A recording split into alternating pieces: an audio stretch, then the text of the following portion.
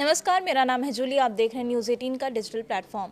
नए साल में नए बजट को लेकर केंद्र सरकार की तैयारी पूरी हो गई है और इस बार के बजट में दो बातें खास होने वाली हैं। क्या है वो खास बातें बताऊंगी, लेकिन उससे पहले तारीख जान लीजिए। केंद्रीय वित्त मंत्री निर्मला सीतारमण 1 फरवरी 2026 को संसद भवन में बजट पेश करेंगी। बजट को लेकर सरकार और वित्त मंत्रालय की तैयारियां अब अंतिम चरण में है। 28 जनवरी 2026 को राष्ट्रपति के भाषण के साथ संसद का बजट सत्र शुरू होने की संभावना है। इसी के साथ 1 फरवरी को बजट पेश होने की संभावना जताई जा रही है। सत्र का पहला चरण लगभग 3 हफ्ते तक चलने की उम्मीद है और इसमें राष्ट्रपति के अभिभाषण पर चर्चा, केंद्रीय बजट पेश करना, बजटीय प्रस्तावों पर बहस और वित्त विधेयक पेश करना शामिल होगा। प्रधानमंत्री नरेंद्र मोदी से राष्ट्रपति के अभिभाषण पर बहस का जवाब देने की भी उम्मीद है।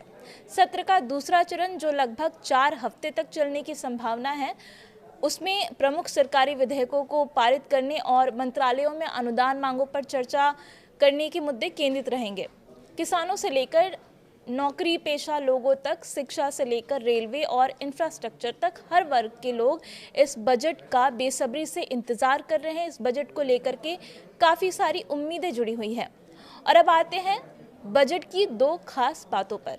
तो पहली खास बात यह है कि भारत का आम बजट पहली बार रविवार के दिन पेश किया जाने वाला है। इस साल 1 फरवरी को रविवार का दिन पड़ रहा है और पहली बार बजट रविवार को पेश होगा। इस दिन गुरु रविदास जयंती भी है, जिसके कारण कई जगहों पर छुट्टी रहेगी। रविवार को सरकारी दफ्तरों से लेकर शेयर बाजार भी बंद रहते हैं। और अब दूसरी खास बात की भी बात कर लेते हैं। इस बार के बजट में आपको अपनी राय देने का मौका मिला है। जी हाँ, केंद्र सरकार ने माई गॉव के आधिकारिक एक्स अकाउंट पर पोस्ट शेयर कर नागरिकों से कहा है कि केंद्रीय बजट 2026-27 के लिए अपने सुझाव दें और समावेशी विकास के लिए नीतियां बनाने में मदद करें। इसका मतलब है कि आप सरकार तक टैक्स, महंगाई, रोजगार, शिक्षा व्यवस्था या स्वास्थ्य व्यवस्था या फिर किसी भी मुद्दे पर अपनी राय पहुंचा सकते हैं। यानी अगर आपके मन में बजट को लेकर कोई भी सुझाव है, कोई आवेदन है, किसी तरह की कोई राय है, तो उसे आप सीधे सरकार तक पहुंचा सकते हैं। ये पहल आम लोगों की भागीदारी बढ़ाने की दिशा में बहुत बड़ा कदम माना जा रहा है। 2026-27 के बजट का सभी को बेसब्री से इंतजार है। खासकर अमेरिका के टैरिफ से लेकर वैश्विक तनाव के बीच बजट में क्या कुछ खास होगा, इस पर सभी की नज़र टिकी हुई है। अनुमान है कि देश की विकास दर को बढ़ाने के लिए सरकार बजट में कुछ बड़े ऐलान कर सकती है।